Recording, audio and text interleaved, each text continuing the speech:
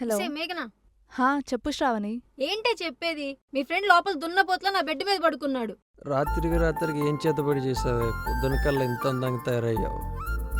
రేయ్ గాడిదా, రేయ్ ఎదవా, ఉపాసదవా. నువ్వు స్వీట్ గా ఉన్నా నీ మాటలు చాలా గలీజ్గా ఉంటాయి. వెళ్ళి వచ్చావా, ఇంకా అక్కడే ఉన్నావా?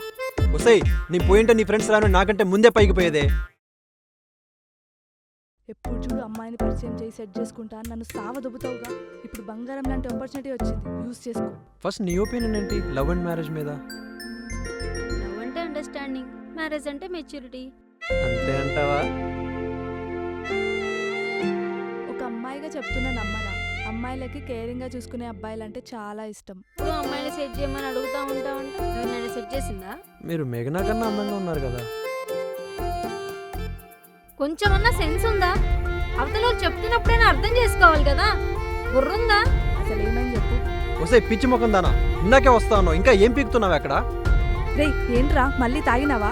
ఎందుకు పిచ్చి కుక్క గారిచినట్టు పిచ్చి పిచ్చి మాట్లాడుతున్నావు?